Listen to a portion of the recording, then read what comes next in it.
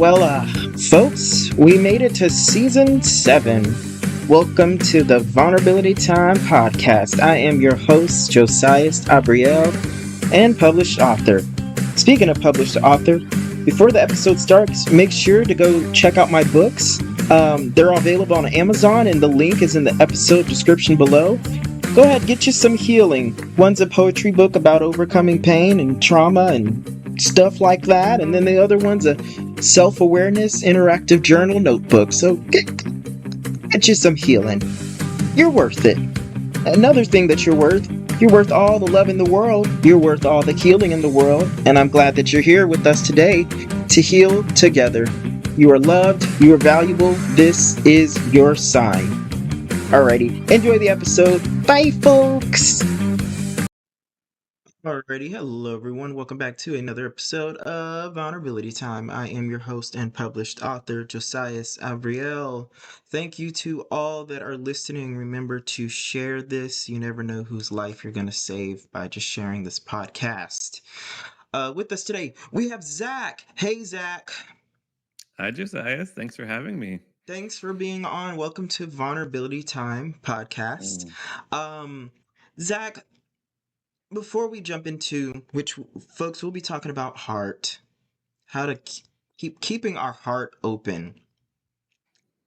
Oof, that's hard, folks. But before we jump into that, Zach, tell us a little bit about you. Well, first of all, I'm happy to be here. Thank you so much for having me. I love this concept of the podcast. What time is it? It's vulnerability time. Because vulnerability is the gateway to everything that we are looking for in life. And Yes, I I discovered agree. this on my own path of love. About 15 years ago, I came to the conclusion that love is the reason that we are here on this earth, and love is the greatest source of happiness, joy, and meaning. So I decided to commit myself to a life of love. And I generally think of my work in the world as being on 3 levels. On the level of the body, I encourage people to love their bodies and take care of them through the practice of yoga. On the level of the heart, I like to write and do poetry. And on the level of the mind, I coach and am now a new therapist, and I love to write. So I actually have a new book coming out this September that I'm super excited about. Wonderful, folks. Remember to check out Zach's work in the episode description below. Zach, so what I like to do, I think I told you this, but if I didn't, I'll just say it again, just in case. Whenever your book comes out, shoot me a message, and what I'll do is I'll update it in your episode description below. And for whatever episode is coming out that time, I'll also let the listeners know on that episode. Cool. Whatever episode that will come out in September with someone else, I'll put it on there so that folks can get to check it out and support and all Yeah. that good stuff. Well, it's available for pre-order today. So this is actually the first Ooh. podcast that I'm on talking about it because I've begun my little promo tour. Oh, nice, nice. Okay, well, y'all know we like to support here. Congrats, Zach. That's pretty huge. We love books over here. Okay, so first off, well, I guess I guess this is segue into it, but I do agree 1000%, um, that you know love is.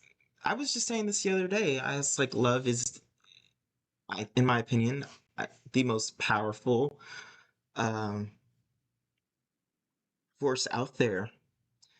Mm-hmm. Um, and it's something that, you know, as a human, as a spiritual being having a human experience, I crave love. Mm-hmm. I'm from love.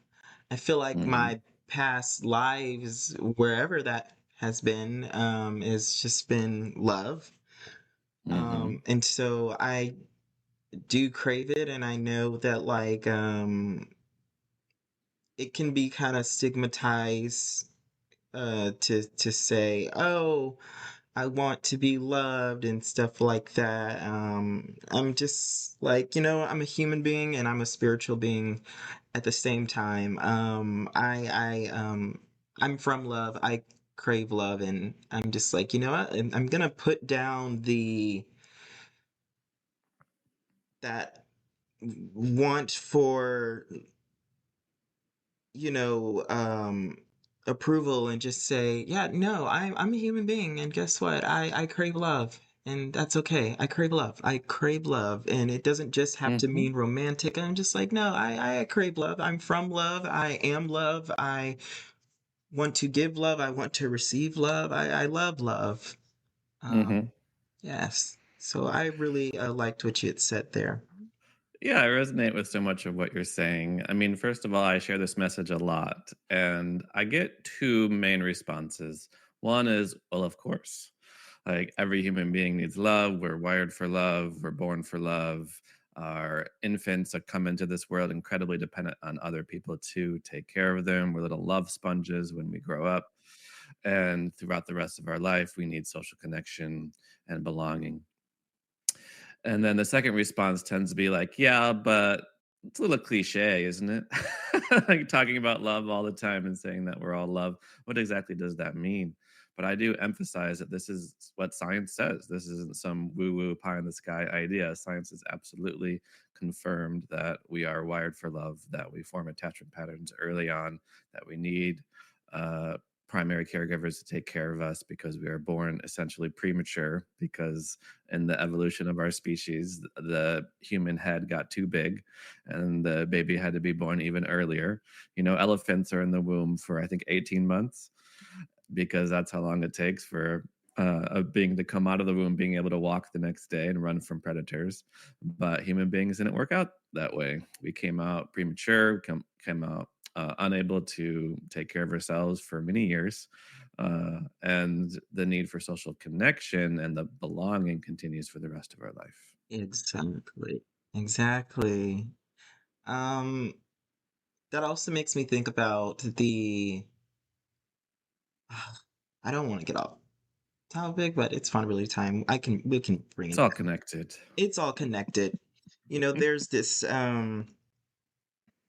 thing. I promise folks we'll get to the topic because I know that's like that's definitely like keeping our heart open. I know we want to like hear what Zach has to say about that.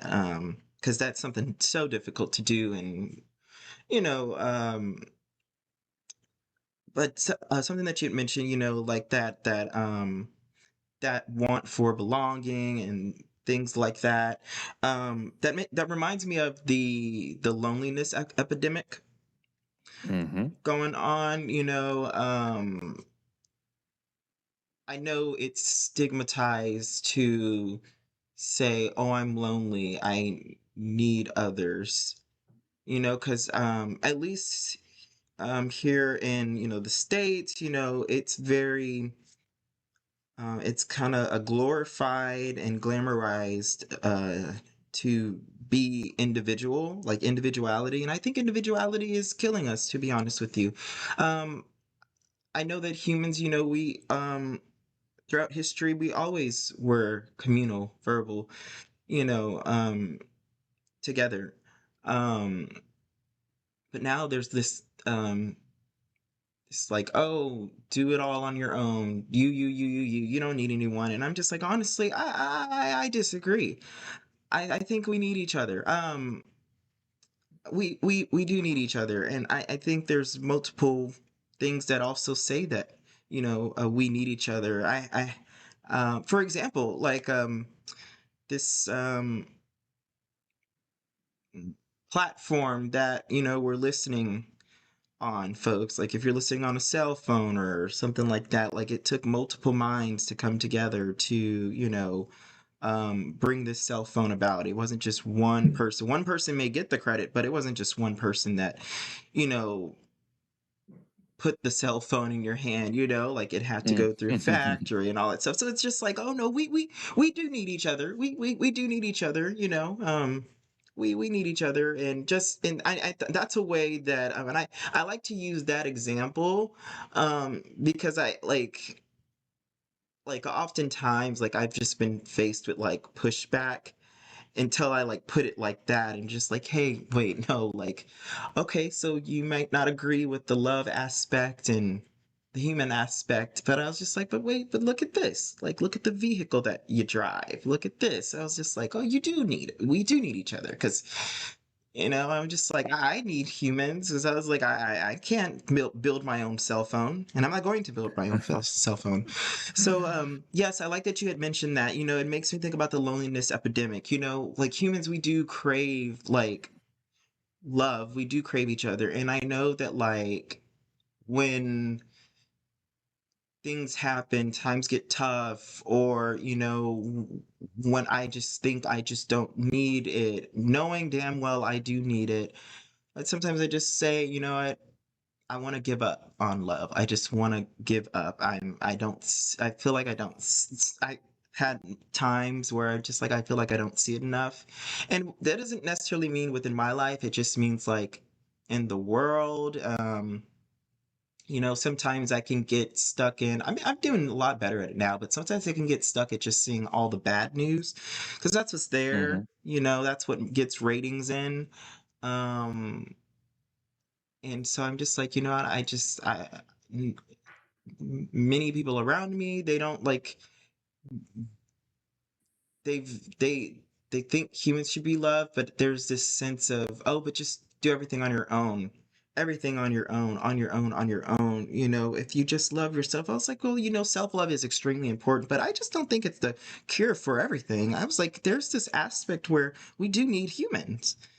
We do need humans. There is a difference between like self-love like and someone loving you. That's like kind of like my take on it. And so there have definitely been times in my life where I've wanted to close off my heart, you know, but Mhm. Mhm. it's just not a part of my being. It's just not. It's just really isn't. But I fight and I try to close it off towards certain things, but it's a part of my being.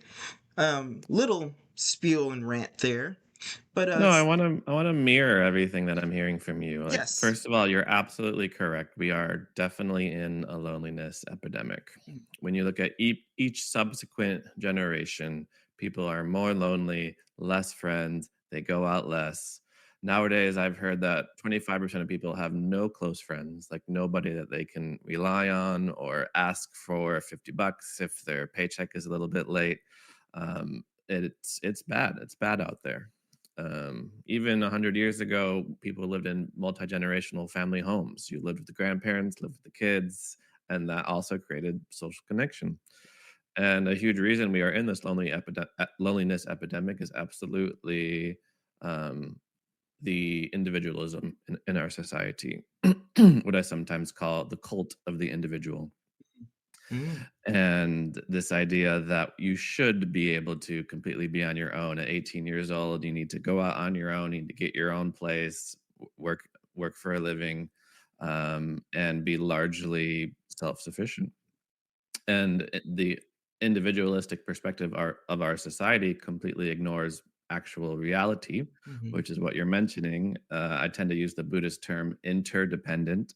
We are mhm, interdependent with each other.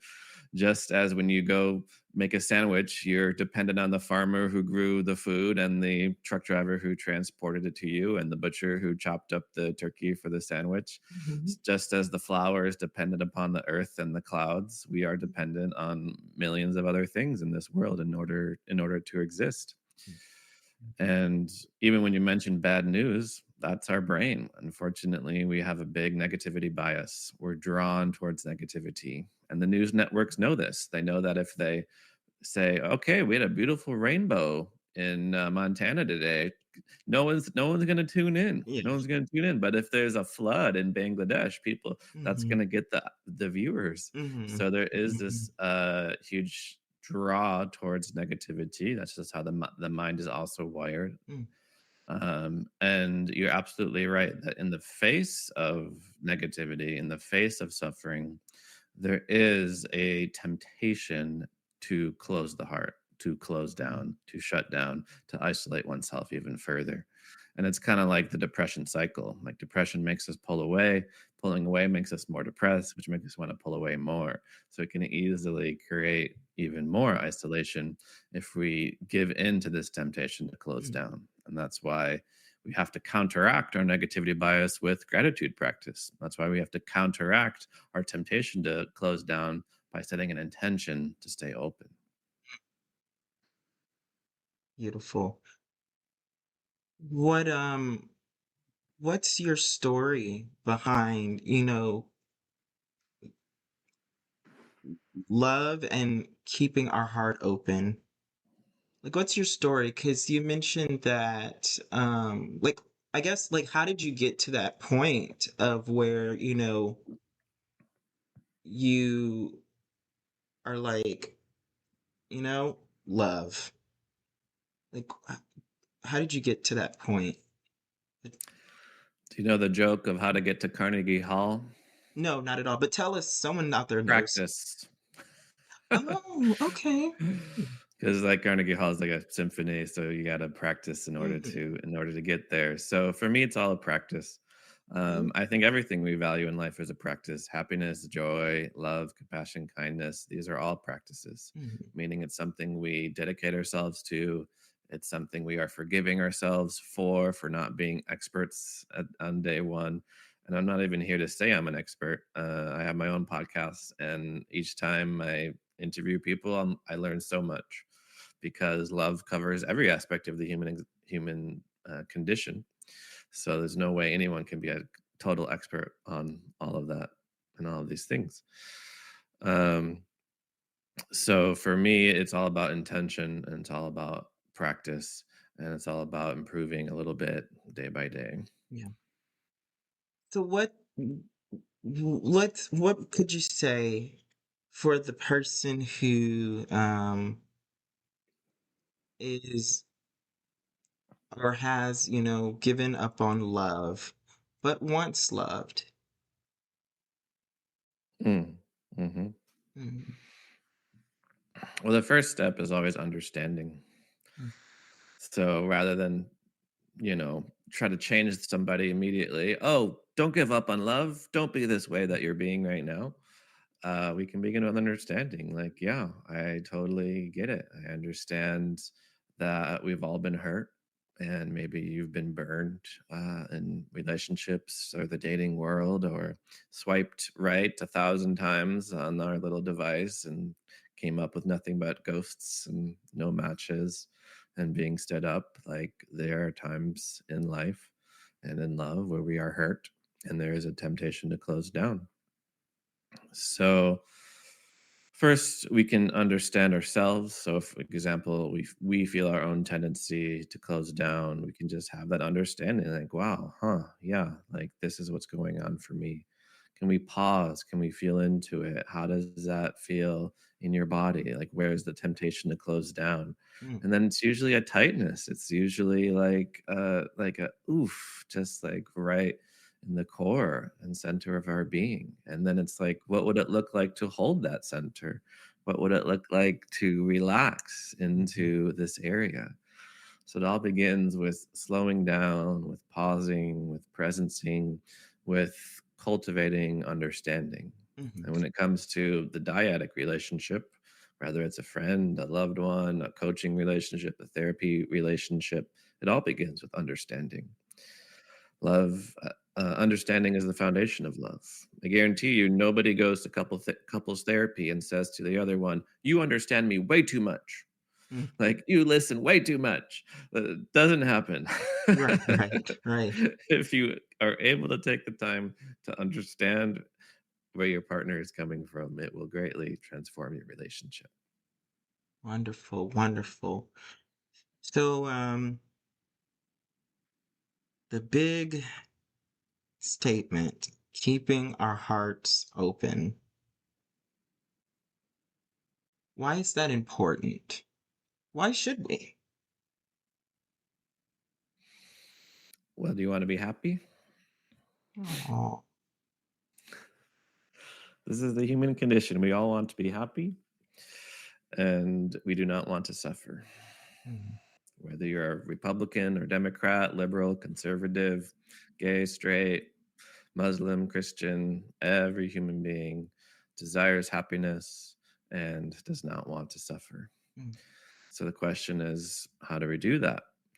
And the general approach for many people is to constantly seek after pleasurable experiences and constantly run from painful experiences. And perhaps you, Josias, have been doing this. How's it working out? Constantly running after pleasure and running away from pain. Have you found a lasting happiness in your life? Run towards pain. There we go. I do. No, I literally do. I literally do. I've Yes. made that decision a decade ago through with therapy because I Hmm. I didn't like for me I feel like with my like traumas and stuff I have no choice but to run towards pain to heal it because if I don't have that luxury of running away or sweeping it under the rug, it'll just damage me or kill me. So but Yes. I know what you mean. I know what you mean. I know what you mean. I know Well, what you exactly. You're already on step two, my friend. mean. I think right now everyone is on what psychologists call the hedonistic treadmill. Mhm. Like we're running after pleasurable things. I sometimes think of the three P's, the letter P, Mhm. power, prestige, and possessions. Mhm. Like we're running after this kind of material gain. And it's a treadmill. You get nowhere. And unfortunately, our happiness is only known in relation to our sadness, and running from our pain only makes it stronger. What we resist persists. Mhm. So, yes, you're right. You're at step two already, recognizing that this constant running after pleasure and running away from pain doesn't quite work out because we have to face the pain. We have to face our shadows. We have to integrate the darkness. That is the only way. So, we have to open our heart to the pain and suffering. We have to be compassionate. That's what compassion means. Compartir means to share in the suffering, to be with it. And that is the path that is taught, in my opinion, in all spiritual and religious traditions around the world. That you are not made for temporary, ephemeral pleasures, but you are made for an eternal joy, a limitless joy. And the first step on that path is the pausing, is the feeling, is the opening of the heart. Mhm. Yes, that's beautiful. Two things. One, um, what is your take on, let's say, if an individual, I've been that individual before. I'm not currently that, but I know that it's out there. Um, that says, keeping hearts open, yes, there's in their mind, I'll speak from my past self. At that point, in my mind, I was thinking, yes, keeping heart open, it's fabulous for, the possibility of happiness, but there's also that possibility of hurt. What do you say to someone that feels as though they cannot take another?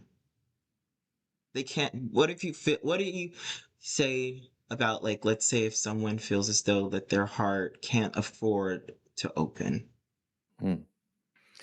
Well, this is the perfect podcast for this because that's what vulnerability is all about, right? I'm sure you've talked about it before. The word vulnerability, first of all, it's an ability. And the vulnerare is the Latin, which means to wound.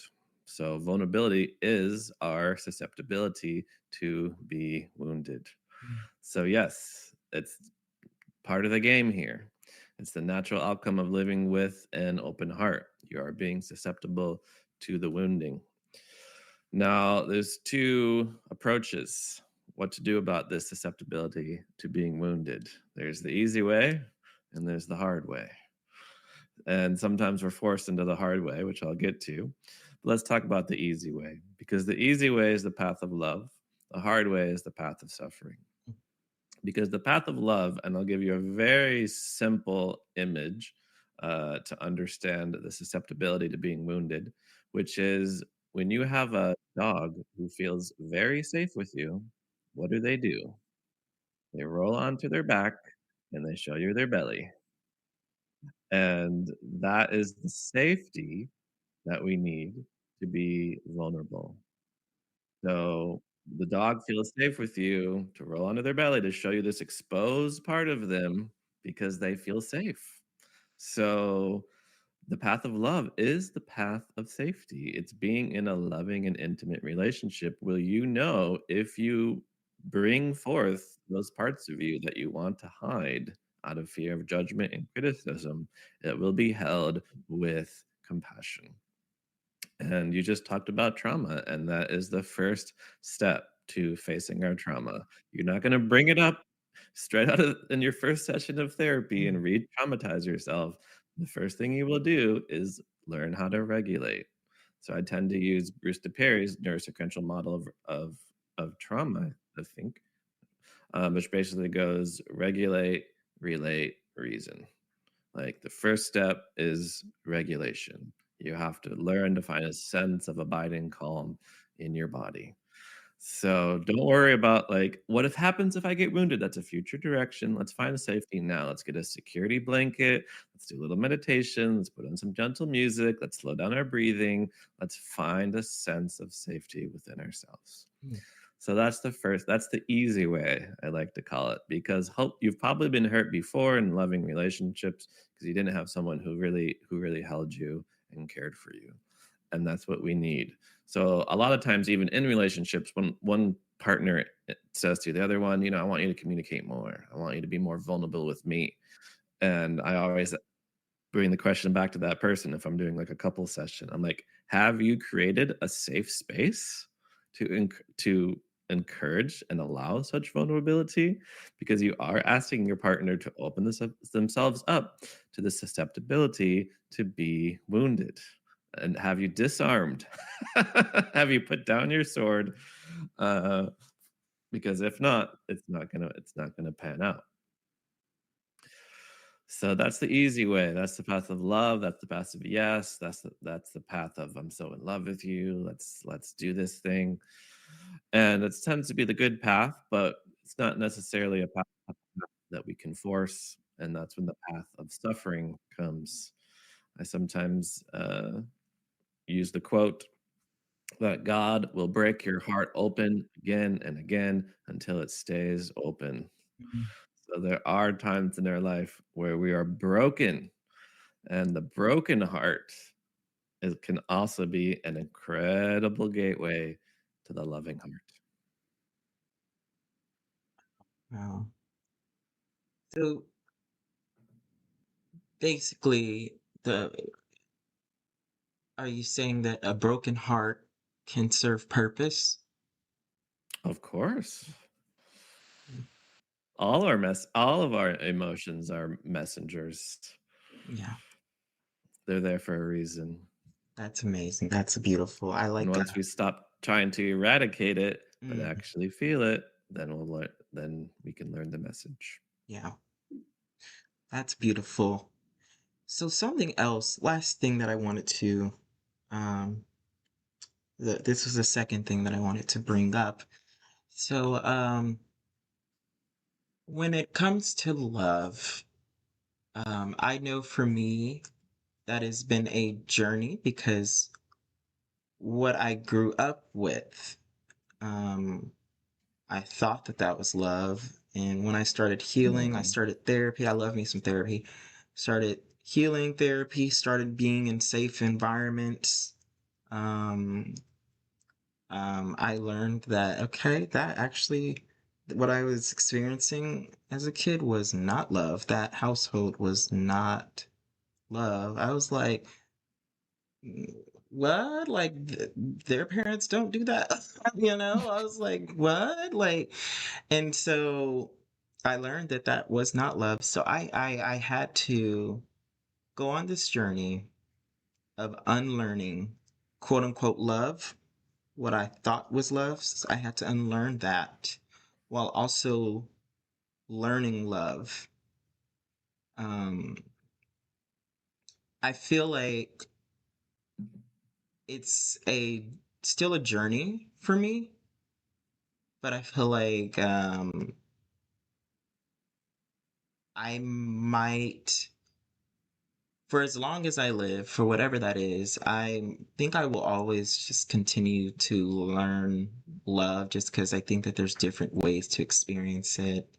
Like it could be like different people to experience with, and not necessarily just meaning romantic, just it could be um s- someone saying something, encouraging or um a friend checking on you. To me at least, that to me, I'm just like, this can be a loving action. And then but yeah, but I so the point of this is once upon a time, I did not know what love was when I thought I did. I thought I did. Um, what is your take on that? Do you or can you relate or have you encountered or heard of situations where someone's like thought it was love but it really wasn't? Of course. Mm, No, you're describing a very common experience. mm, Um, a number of years ago, I wrote another book called The Seven Lessons of Love. And one of the lessons is quite simply that our home is our first love school. Our home is where we learn all sorts of conscious and unconscious, implicit and explicit messages around what love is, what it means to express love to another human being. And sometimes those messages are not the best ones. So I often do go back to the phrase by Carl Jung, which he basically says if you do not make your unconscious conscious, it will rule your life and you will call it fate. And when you look at somebody, for example, who goes into the same toxic relationship again and again and again, you're like, can't you see like this is not the person that you want to be with? To them, it is pressing those unconscious buttons that like this is what a loving relationship is all about. So maybe it's something extreme like, yeah, loving relationship is when the person treats you like garbage mm, and they meet somebody new and they treat them like garbage and they're like, that's love mm, because it's all unconscious patterning. The psychological term is attachment patterning. We basically have these deep emotional blueprints that were set early on, and then we use those blueprints later on to navigate throughout life. So absolutely, I often even say the spiritual path has as much unlearning as there is learning, mm, and in healing from those early attachment patterns, we have to become aware of them. We have to untangle them, distangle them, and then reset new patterns down. mm. Beautiful, beautiful. That's a good point. Yes, and um I've also during the beginning stages of my journey, and even I would say during the middle stages as well of shit, maybe even now. Maybe even now, but I had to learn that I needed to grieve Mhm. um the the absence of love in my Mm. childhood. I needed to grieve. I needed to um be angry, cry, be in denial. I don't think I really had the in denial part, but I had to grieve, and I also had to learn that, grief isn't just, exclusive to someone dying or transitioning. And I'm just like now you can like you grieve the loss of a normal, of a quote unquote normal, whatever that may be, you know, like change, for example, or something like that. Yeah, but like, yeah, I had to. I had to grieve.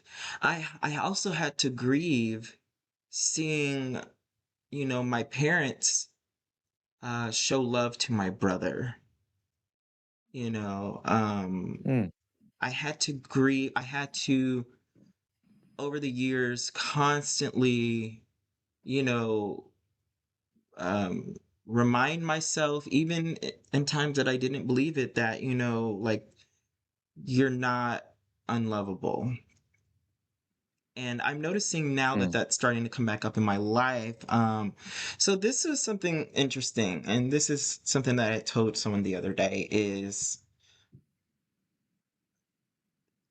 through all the therapy and all the healing that I've went through, that I, go through, I'm very proud of where I'm at right now with it. Like, it mhm, seems like every time I look back a year, like, let's say, like, if I look back like a year ago to now, huge difference.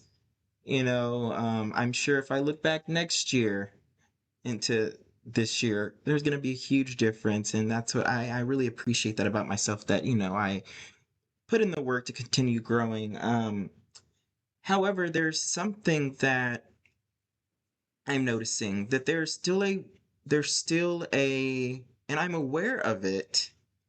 And that's what also kind of frustrates me, that I'm aware of it, and I wish it could just be healed and resolved. I don't want to say the word fixed, healed and resolved, or overcome or something. But there is this small insecurity that says that I am not lovable, because that's what I was shown my whole life.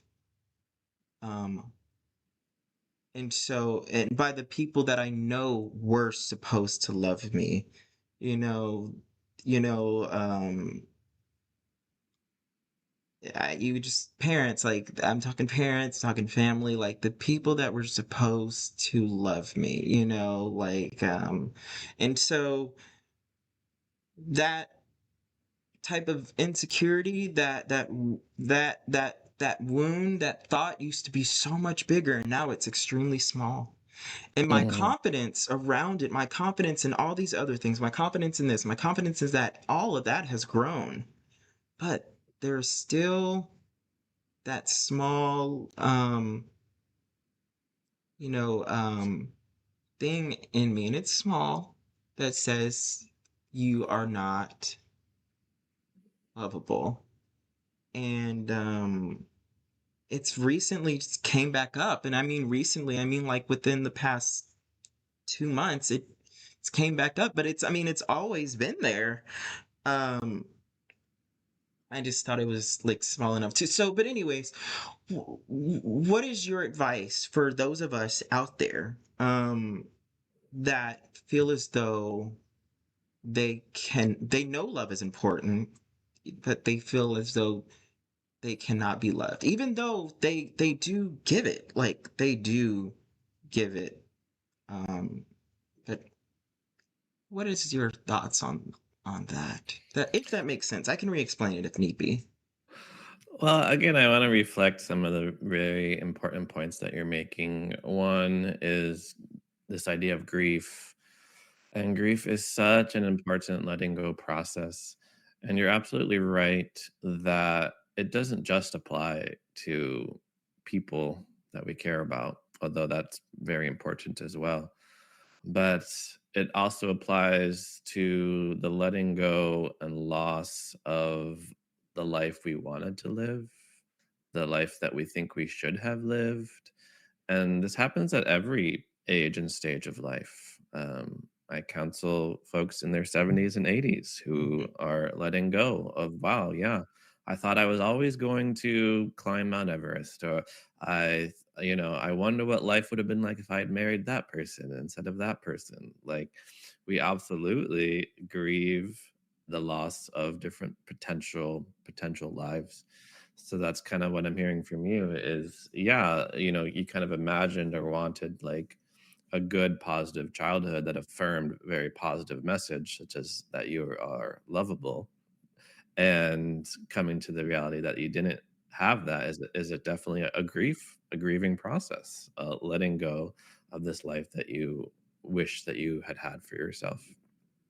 And like grief, it's not something you can force. It is a process. It is something that we allow. And I also like how you said that, like, okay, there's a little bit left, there's a little residual like message. And I sometimes use Ram Dass's phrase that like many of our neuroses don't go away, but what we can potentially turn them into little schmoos. Like Mhm. little like, oh, self-hatred. Nice to see you today. Mm. Still around, huh? Okay, well, I'm gonna do happy things for my life anyways. Oh, the message. You are unlovable. I appreciate. Nice to see you again today. But I know that you're not true, so I'm going to continue on with my life. Um, our brain is like a muscle. Use it or lose it. So the mental patterns that we entertain less and that we allow to come and go will also eventually dissipate. But they potentially might be all that might be there, um, Mm. as a little reminder. So, regarding like what to do potentially with this message, you know, I am unlovable. You know, there's all sorts of different approaches, but I'm a big fan of antidotes. Like, if you have a bacterial infection, take the antibiotic, take the thing that counteracts that. So, if you find yourself being greedy, be generous. If you find yourself being full of hatred, cultivate love. And in this case, it's an affirmation that you are lovable. And it can also often be a fun exercise to come up with your own affirmation of what it means to be lovable. Um, and what's important about the affirmation that I'm loved is that there's no qualifiers in that we are all human. We make mistakes. We fail at things that we really wanted. And even then, no matter how many mistakes you made, how many failures that you have done, no matter how many zits are on your face, whatever it is, you are loved. Despite whatever imperfections that you like to focus on, you are loved. No matter what gets done or doesn't get done, at the end of the day, you are still loved. So thinking about I'm struggling in this thing, step one, acknowledge it, recognize it, hold it. It's a child like having a tantrum that just wants to be held and understood and loved. And then we can begin by setting the intention of the opposite of what it is that you're experiencing and turn that into a positive practice for the future. Beautiful, beautiful. That was wonderful. Well, thank you, Zach. Well, Thank you, Josiah. before we wrap up, folks, I just want to remind us all one, thank you, Zach, for being here and sharing with us. And then two, folks, make sure you go check out Zach's links in the episode description below. Get you some healing. And before we leave, Zach, is there any final words that you would like to say? Any hellos to anyone? Any, I don't know, just, any final things? Um, just that it's been wonderful to have this conversation with you, Josiah. I love your podcasts. I love your presence. This has been a very easy conversation. And I also love your own vulnerability in discussing your own challenges and living with an open heart and letting go of the messages that we received in order to live a more loving life and affirming that you are deserving of love. So thank you for that. Yes, muchas gracias. I received that. Thank you, Zach. Thank you, Zach. Alrighty, folks, well, stay tuned. Zach, stay on just a little bit, like a couple seconds longer after I end it. Folks, stay tuned for whatever the next episode will be. This has been another episode of Vulnerability Time. Bye.